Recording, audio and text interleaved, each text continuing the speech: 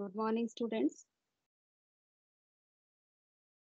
Good morning, Good ma'am. morning, ma'am.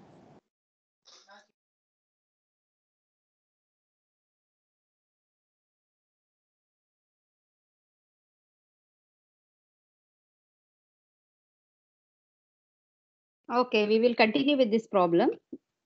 Anybody tried? Yes, ma'am. Okay. Okay. Till what extent did you try? Did you try till the table also? Yes, ma'am. This problem and the next problem, the smaller one. Oh, okay, good. Okay, okay, we'll continue. Mm. We had started with this. We have found the first of A dash. Till that we have done. We will continue that. First of B is first of S. So first of S is epsilon and small a. And because S is nullable, this S can go null. And after that also we have small a only. So that again anyway already we have included. Then coming to the rule number 7, first of B is H from that, and that's it.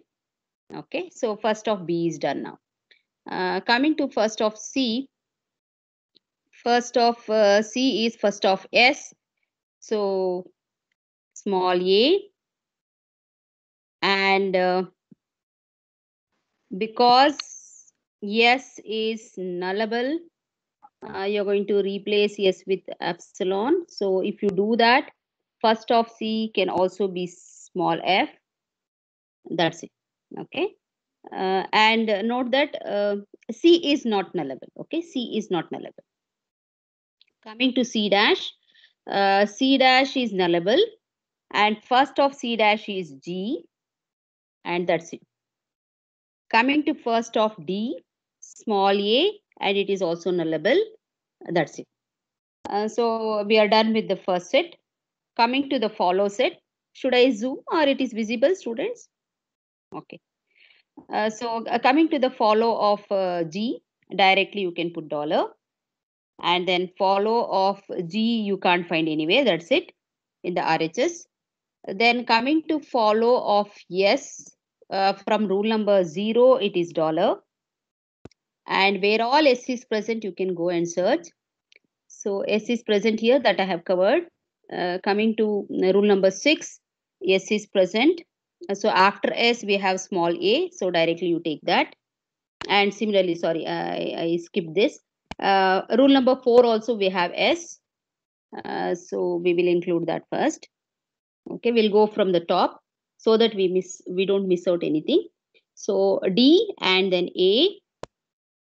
Coming to rule number 9, it is F also. That's it. For S, we have found in all the places and we have covered it. Coming to follow of A, follow of A, if you start from here, follow of A is first of B. First of B is, first I will complete all the terminal symbols without epsilon. So first of B is AH. Now to handle epsilon, you have to imagine epsilon over here. If you take like that, follow of capital A is also B. Okay. Because after that symbol, whatever comes that you are going to take. So that is done. Coming to A anywhere, if it is present, you have to see. It is not present. So that's it. Coming to A dash, follow of A dash here, it is epsilon. So follow of A dash should contain follow of A. So all the symbols, whatever you have got, should be copied. Is done. So from here, rule number 3 we have done. Coming to rule number 4, we don't have much because it's the same. Follow of A dash should contain follow of A dash. It's already done. And we don't find A dash anywhere in the RHS. That's it. Then coming to follow of B, start from here. Follow of B is small b. Then B is present over here in the rule number 12. Follow of capital B is also first of capital D. which is nothing but A, and you have to imagine epsilon over here. So if you take epsilon over here, it should be follow of B should also contain follow of D. So we'll find follow of D first and then come back and fill here. Follow of D. So follow of D is nothing but from rule number 1, follow of D is nothing but it should contain follow of S. So whatever is there in follow of S, just copy paste.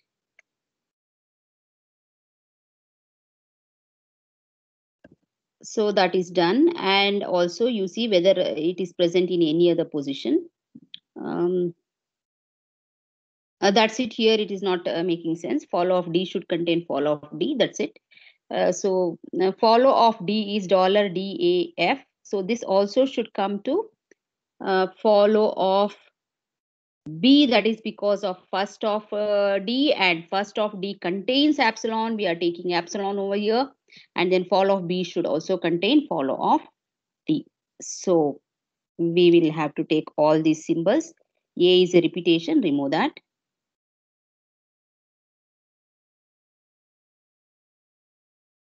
So follow of B and D are done now. Then coming to follow of C, follow of C is first of D. First of D already we have seen, it is small a and epsilon. Because of epsilon here, you're going to, so follow of C is first of D, and if you imagine epsilon over here, follow of C should contain follow of S, which is nothing but all our symbols. This symbol. So anyway, A is there. So I will remove that, duplicate. So for follow of C from here we have done. And coming to here also we have follow of C should contain follow of B because it is following epsilon symbol there. So follow of B, what extra symbols you have got, you see. Only B is extra. So that we will fill. Otherwise it is almost similar symbols. So follow of C using follow of B is done. Here also it is the same. That's it for C. Coming to follow of C dash. C dash is present over here. Follow of C dash is nothing but follow of C itself because it is having epsilon after that.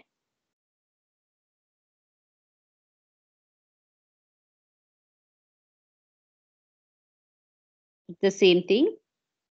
And we don't have C dash in any other location. This will, anyway, it has been already copied. Follow of C dash should contain follow of C dash. It is the same. So that's it. We are done with the follow set also now. So is there any doubt with respect to this first and follow set? You can observe, and if you want to try, you can try. Whether we have covered everything or not, you check once. If we are done with it, then we will go to the next step. We will construct the LL of one parsing table, and we have all these symbols, non-terminals, which are listed. Now we are going to use our first set and follow set to fill this table. So coming to the row number 1, that is corresponding to G, we have the 0th rule which need to be applied for what all symbols. First of G is A and dollar. So for A and dollar, we are going to apply rule number 0. Or very well, you can substitute the same rule over here. Coming to the S, first of S is A and epsilon. Small a means anyway rule number 1 is the only possibility. So rule number 1. So this is easy. To handle epsilon, whenever epsilon is present in the first set, what has to be done, students? If you remember, can you tell? If epsilon is present in the first set, what has to be done? Follow set of that one should be taken. Yes. So follow of S should be taken. What all are there in the follow of S, you see? In the follow of S, we have dollar. So what rule we are going to apply? We are going to apply rule number 2. Okay. For dollar, we have to apply. For D, we have to apply. For A also, we are going to apply. For F, okay, this is small f. For F also, we are going to apply rule number 2. So for all the 4 symbols, we have to apply rule number 2. So that is done now. Coming to A, first of A is small a and D. So we have rule number 3 for A and D, and epsilon is there. Because of that, you have to use even the follow set of capital A, which is nothing but um, A, small a, H and B. And we don't have any other rule for it. So already for A we have applied. Indirectly it is nullable, so let it be as it is. So for H, what we can do is we can have rule number 3, because we don't have that particular rule directly here. It's one step ahead, that's all, nothing else. If you apply epsilon over here also, it has the same thing. So on H it is 3, on B also it is 3, and A already we have done, so that is done. Okay, definitely you'll get some doubt on this.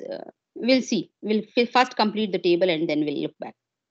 Coming to A dash is what we have small a and D. Small a for A dash is rule number 4, and then for D also rule number 4. And then we have epsilon, so we have to apply rule number 5 also. Rule number 5 is on A, H, and A, H, and B. So rule number 5. So that is done. Coming to B, first of B is A and H. So B is, we have to apply rule number 6 on A. For H, we have the first symbol to be H itself. So it is going to be rule number 7. And then because it is nullable, we have to see the follow set. So if you see the follow set on A, you have to apply even rule number 8. You can apply. For B also it is rule number 8. And dollar it is 8. D it is 8. F also it is 8. Okay, so that is done for B. Coming to C, A and F, and it is not nullable. So it is A, means you are going to apply that rule number 9 only. That's all, that's the only choice. And similarly for F also you're going to apply the same rule. That is done. And coming to C dash, it is on G. We are going to apply rule number 10. On because of epsilon, we are going to use all our follow set of C dash, and we are going to apply rule number 11.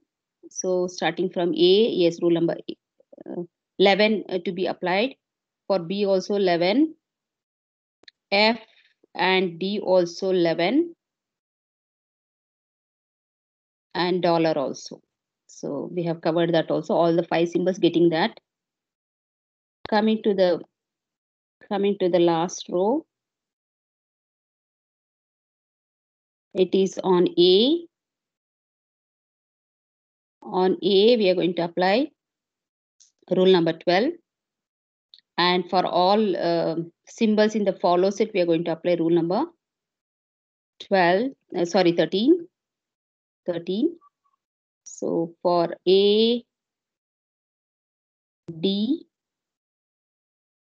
F, and dollar. Okay, this is the table now. We have completed the table. I know at one point maybe you'll get the doubt. I don't want to use this different color now because it is almost same.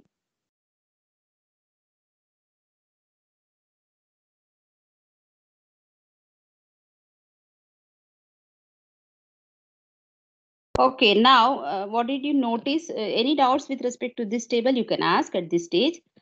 Now I will just highlight few things. This particular cell, you're having 2 possibilities. So we need to handle it properly. So conflict exists, means whenever you get that particular step while parsing, you have two choices now. So somebody may choose rule number 1, somebody may choose rule number 2. So that happens. So in these places, whatever I am highlighting, these places have got conflict. Means you don't know which one to apply now to continue the parsing. Okay.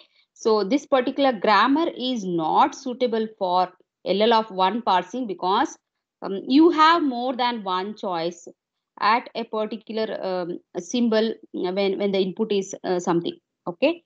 Like at when the top of the stack contains S and you have input symbol to be read as small a, there you have a problem whether to apply rule number 1 or 2. You have a confusion. Similarly at for A dash also, similarly for B also, similarly for D also, for some particular symbol, not for all the symbols. But anyways, at one cell, if you have this conflict also, it is not suitable for LL of 1 parsing, and it is not an LL of 1 grammar. Okay. So the conclusion from this table is because it is having the conflict, we can say that this grammar is not LL of 1. It is not suitable for LL of 1 parsing because you may get the confusion while parsing. Okay, there should be only unique move at any point, so that it is not possible now. Therefore, it is not good. Okay, so this is a table.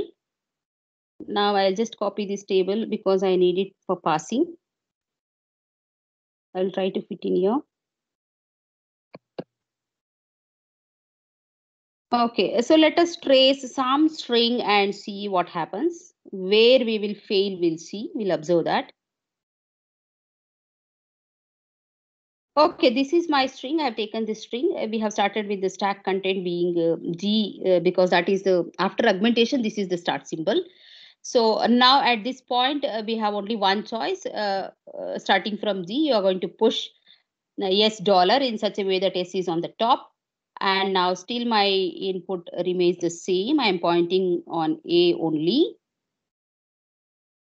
So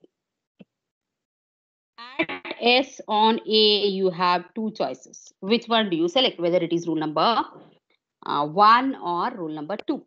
Okay, given a choice, what you will do, students? Which one do you prefer?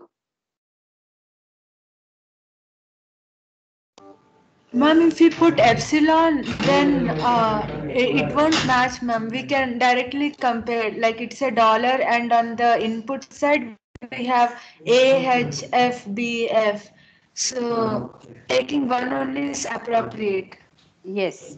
So, so you can decide based on your analysis, based on your input string. You can decide that if you apply rule number 2, there is no advantage, right? Because it will stop the process. You will not be able to pass it further. So you can either say that there is a conflict, you can stop the process because you will not be able to decide. See, you can decide manually, but the compiler can't do that. Until and unless you instruct the compiler, it cannot do anything. Okay, if you say that if this is the case, Backtracking is possible, ma'am. sorry. Compiler doesn't do that. Backtracking is possible, no, ma'am? Yes, yes. No. Actually, what happens here, you can mute. Yeah. Okay. See what happens. This LL of 1 parsing technique we are using just to remove our backtracking and then continue. We don't want to use the backtracking. Of course, you can do the backtracking, but this is not the technique for backtracking. This is one of the example for non-backtracking technique. Okay. So if you allow, then yes, you can override something and then you can select a rule based on the analysis and then you can go ahead. So that also should be included as part of the design actually. Okay. So among these two, I have a conflict, I can stop. Or if you decide to continue to process, okay, I will decide, okay, select rule number 1 and I will proceed. Okay, if that is the case, then I will apply and proceed, so that dollar you'll have, and you are going to pop S and you're going to push all the symbols in the reverse order: B, C, small b, capital A, and small a, and your input is same. Now the match occurs and you can continue the process. Okay. But we don't allow backtracking in LL of 1 parsing actually, because it is one of the example for non-backtracking. We don't want to do that. That is why we have included the step called left factoring. Okay, so the conclusion only you can give. It's okay whenever the conflict occurs, you don't have to resolve it until and unless some strategy is used to resolve. You don't have to resolve it. You can say there is an error occurring here or the conflict occurring here, and you can stop the process.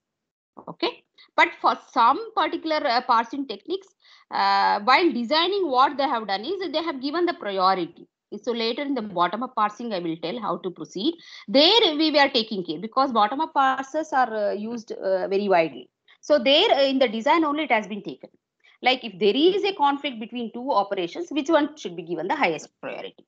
So using such a strategy, we can continue. At this stage, if at all you want to stop, yes, you can stop. You don't have any problem. Or if you want to override and then you have to, you will select some rule and continue further, yes, you can do so. But later also, maybe sometime, if at all you get a conflict, again the same problem occurs. So you don't have choice to backtrack actually.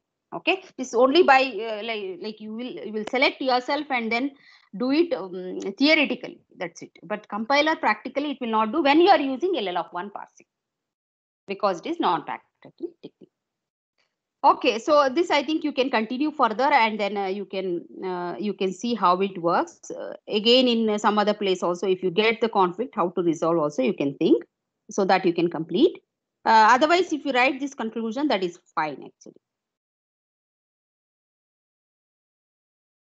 Because I'm saying that it is not suitable for LL of 1 parsing means my grammar is not good. That's why it is not suitable. If at all you take some good grammar, or if you transform this grammar into something else and then try, you could do it. But it is not possible, because we have applied all the possibilities in changing the grammar. Now only thing left is now what we have to see much look ahead symbols. We were seeing only one look ahead symbol. No, that is not sufficient now. So if you look ahead more, so I have more number of symbols. How did you decide that I can go with the rule number 1? That is because I know there are some more symbols to be processed. That's why you decided, okay, we can go with the rule number 1. So that kind of analysis is required, and therefore we can increase the number of look ahead symbols and then proceed. Okay, anyway, in our syllabus we are covering only LL of 1.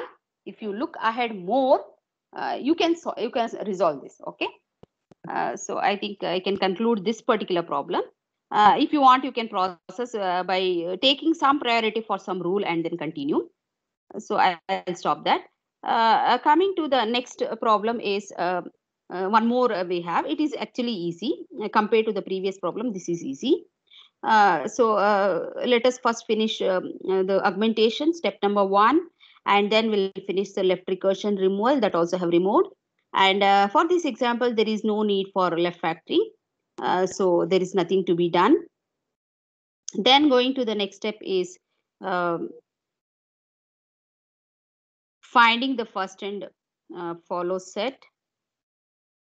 Finding the first and follow set, we'll see. We'll fill it. It is easy only. We'll fill it fast. Okay, nullable already I have marked. T dash is nullable. And coming to the first of G is first of S, and first of S is small a, cap symbol, and cap symbol here is used for the exponent operation, or whatever meaning it gives. Anyway, this is just an example. So we have first of S to be a, cap, and then open parenthesis. So the same thing will be there for S also.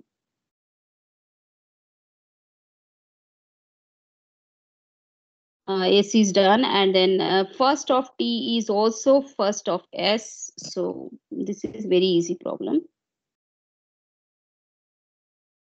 And then first of T dash is, comma is also there, and then epsilon. So first set is done now. Coming to the follow set, follow of G, you can straight away put dollar.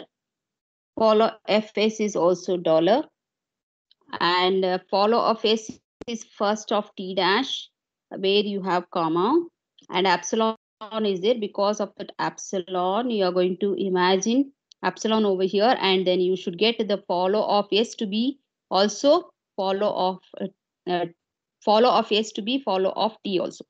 So follow of t we will find, which is close parenthesis. Close parenthesis is there. Only one place t occurs, so that's it. So that close parenthesis should be filled here also.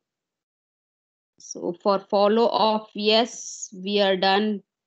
Here we have done. In the rule number 3, we are done. Mm.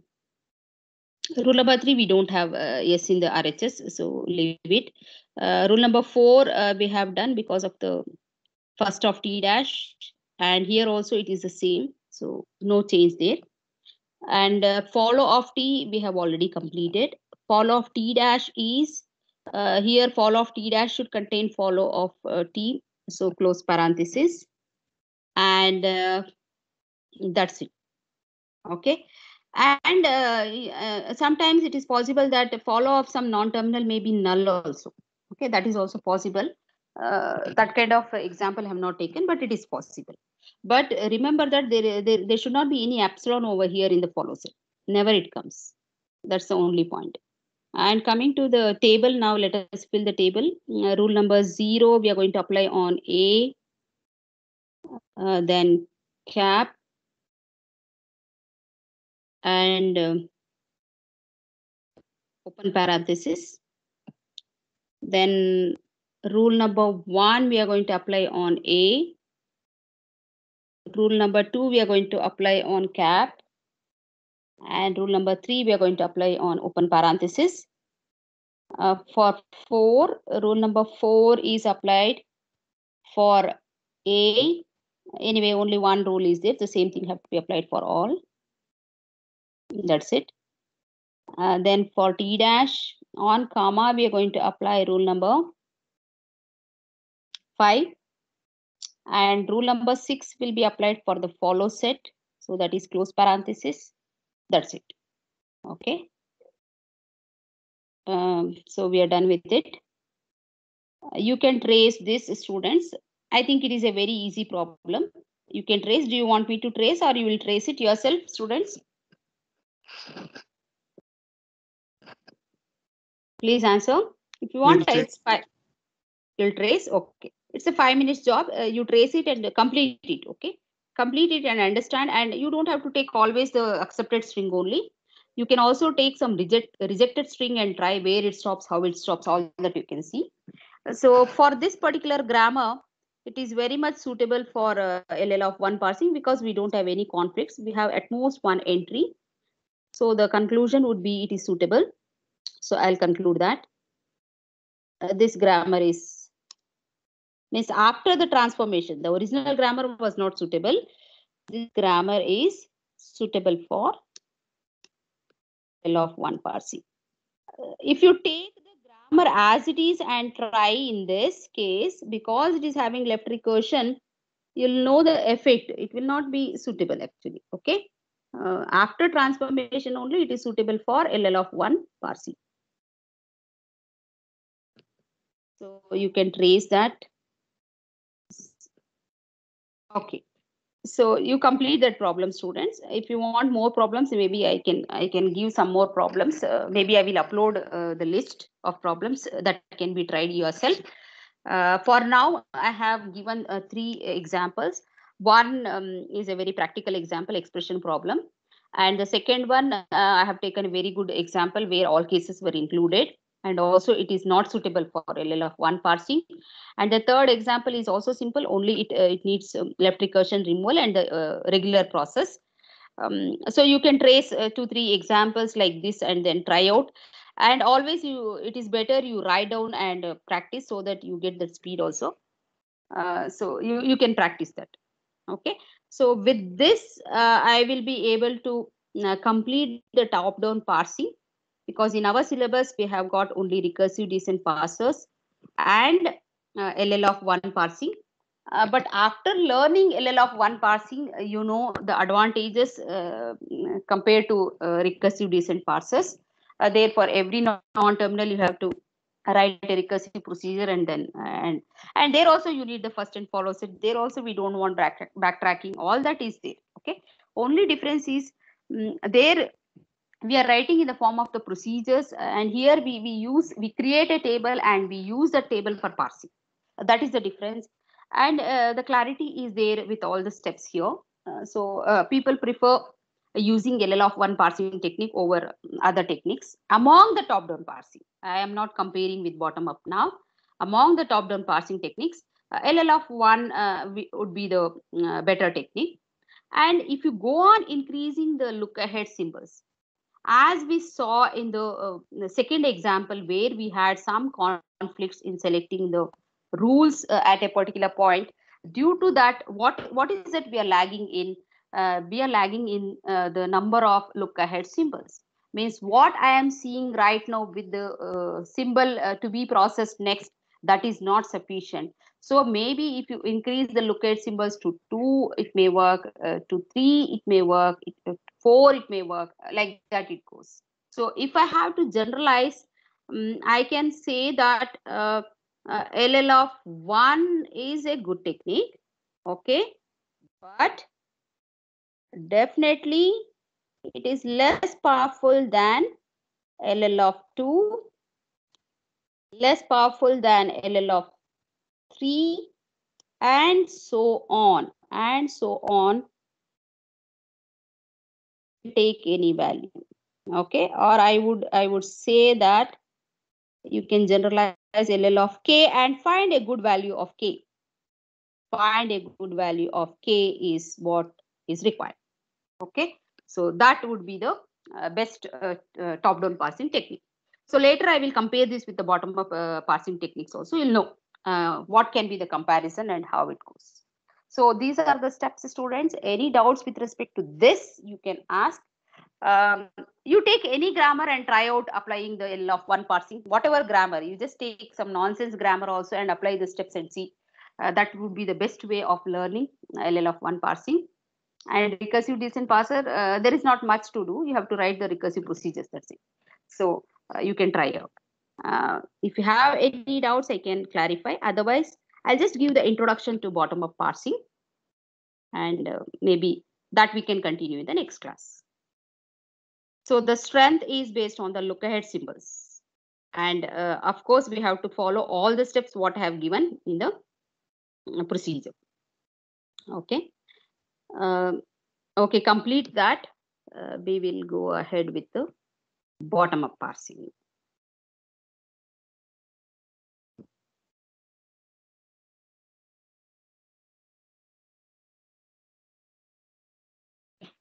Okay. So we know the basic difference between the top-down parsing and the bottom-up parsers. In the top-down parsing, we start from the root, and note that you are starting with the start symbol, and then you are applying the rule at each step, and you are applying only leftmost derivation. You can't do it randomly in the top-down parsing. You have to use leftmost derivation only always, and then you are reading the symbols is always from left to right. Okay. So those are the things, and we saw the strength lies in the number of look ahead symbols, and based on that only you can predict what can be the rule to be applied wherever the conflict occurs. So now let us see how the bottom up parsers work. In the bottom up parsing, it is like we start from the sentence.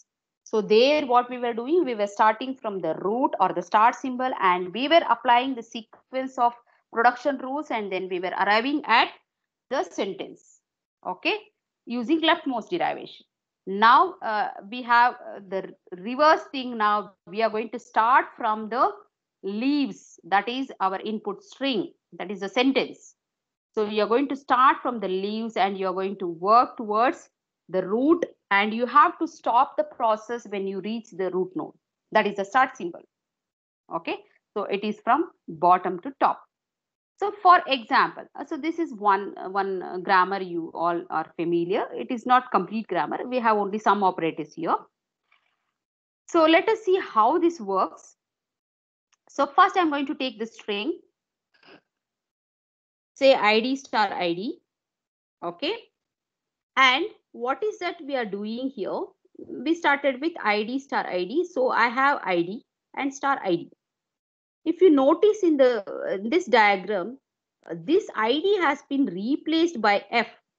Okay, this ID has been replaced by F. Why did we do that? Okay, I told you, it is the reverse process. So what we will do is we will read our string from left to right, and we will see what RHS matches and which non-terminal can be used to replace this RHS. I will repeat. We will read the string from left to right, and if the entire RHS matches with the substring of our sentence, then we will apply that rule and replace that substring by our left hand side non-terminal. So here what happened, I started from the first symbol ID. So ID completely matched with what this rule F gives ID.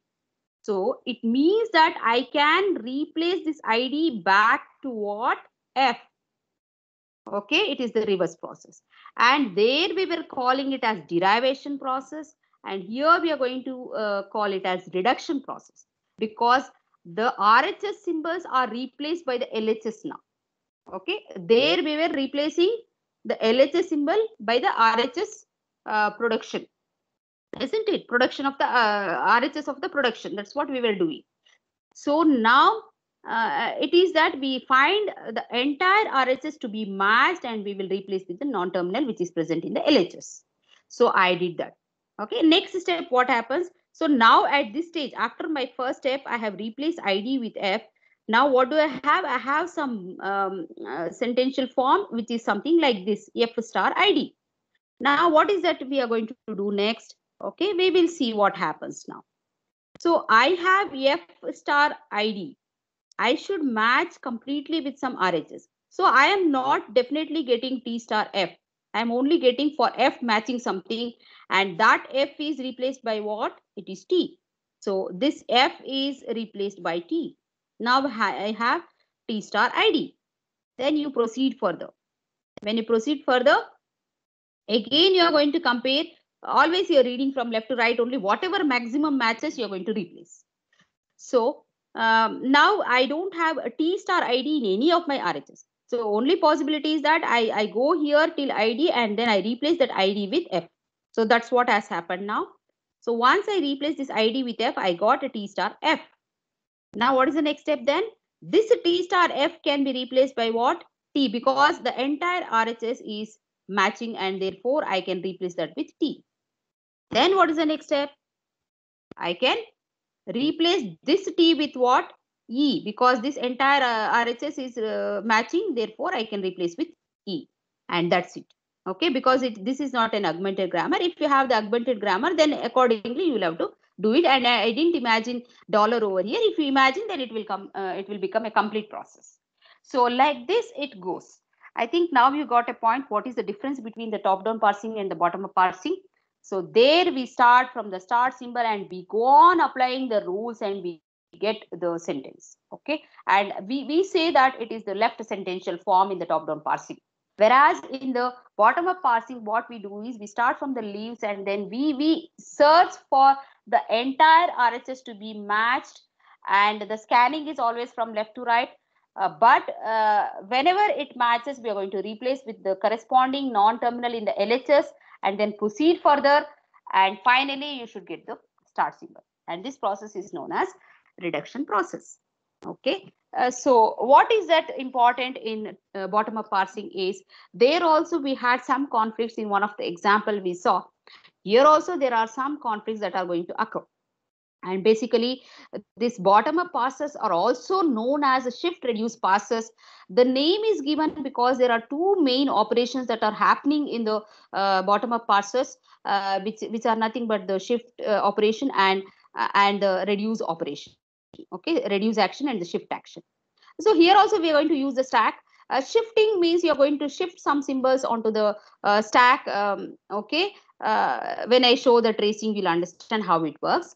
during the reduction process, what we do is we can shift some symbols. At some point we will use the shift operation, at some point we will use the reduce operation, and the reduce operation is applied only when the entire RHS is matched. Okay, so we will be finding whether the specific substring matches with our RHS, and then we are going to replace with the non-terminal. So that decision have to be taken at every stage. So this reduction is nothing but the reverse of a step in the derivation. Okay, means if you imagine the same example, if you imagine if you had used the top down parsing, what you would have done, you would have started like this, starting from E, then T star F, then T star ID, then F star ID, then ID star ID. You would have got, you start from the back. Now what did we do in our previous slide, where we started from here, and this symbol was replaced by F, that's what is shown here, and then that was replaced by T, that is shown here, and then we replaced the second ID by F, that's shown here, and then finally T, and then finally E. So it is exactly the reverse process. Okay, it is in the reverse process. So in the top down parsing we have used the leftmost derivation, and in the bottom up passes what we are going to do is we are going to use the rightmost derivation in the reverse order, okay. So the goal of the bottom up parsers is the derivation in the reverse, and that's why we say it is the rightmost derivation in the reverse order. So I think you got an idea of what is the bottom up parser now. There is some concept called handle pruning. This is very important because see, if you don't take the complete RHS to be matched, then everything fails. So you can't take partially something and then apply something. You can't do that. So complete RHS should match, then only you're going to replace with that particular non-terminal. So this is very important. So to represent that, we use a concept known as handle in history, handle pruning. Handle is a substring that matches the body of the production and whose reduction represents one step along the reverse of a rightmost derivation. So if at all I want to represent that, you have this, and then handle is what ID only has matched. So you apply this rule, and next step what happens? I replaced that ID with F, and then what is the handle now at this stage? F is the handle, and then we apply this rule, and then after applying, this is the case, T star ID, and now what is the next handle to be taken? It is ID, which is nothing but this ID, and it should be replaced by F. It goes like this. Okay, so this handle is very important. If this handle is not taken care properly, then the bottom up parsers completely fails. So this is a very important point in bottom up parsing. Every step to decide on the reduction, you have to find the substring that matches. So that's what we call it as handle. Okay, so process is shown here in this example. Coming to the shift reduce parsing, as I told, commonly it is known as shift reduce parsing because due to its action. So we are going to use the stack here also, and it is going to hold the grammar symbols, and handle always appear on top of the stack. Okay, there also we were expecting that only. Here also we expect something like on the top, what should be there, we should know, okay, clearly, and that is the handle. And the initial configuration starts like this. There also we had started, but we didn't started with the dollar symbol. There we started with the star symbol. Okay, here what we are going to do is we are going to start the stack content to be dollar in the beginning, and then our input should be whatever string you are going to take for parsing, that followed by dollar symbol. This will be your input configuration, that is the initial configuration. And coming to the acceptance, how do we say that it has reached the accept state? Yes, this will be the final configuration. You will have the dollar symbol as it is, but at the top of the stack you should have only the start symbol, and your input, you should have completed your processing and it should have reached the dollar symbol. This is the expectation for the acceptance. Okay, if you're not reaching this particular configuration, and if you are somewhere in between, something else is there on the top, or some more things to be processed in the input, whatever may be the situation, all those situations are treated as unsuccessful parsing. Okay, only this situation we call it as successful parsing, and it has completed the shift reducer parsing. So I think we can stop here. We have only 4 minutes left. I see the time. Okay, only 3 minutes left. I'll just tell what are the different operations. The shift operation, which I'm going to show in the next class, reduce operation also, and accept, where we say that parsing is completed and then we say it is accept if it reaches the final configuration. Error state also can occur because whenever I have the blank entries, I have told you that is treated as error. Here also similar concept is used. Whenever you have some conflict, or whenever you don't have something defined for it, that particular rule you cannot get, or that particular situation you can't get, means it will be treated as error. Okay, so these are the 4 basic operations that we will be using in the shift reduce parsing: shift operation, reduce operation, accept state, and the error state. Okay, so these things we will see in the next class. I'll go ahead with the same example, and then I'll proceed with the various techniques that are used in the bottom up parsing. Okay, students, if you have any doubts still here, you can ask me. Otherwise, bottom up parsing, you can wait because I've just given the introduction. If you have any doubts with respect to top down, you can ask.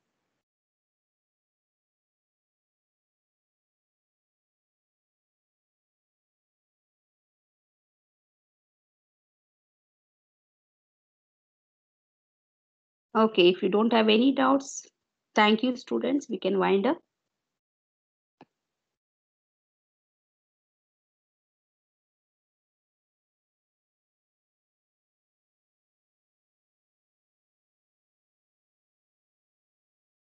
Okay, you were asking about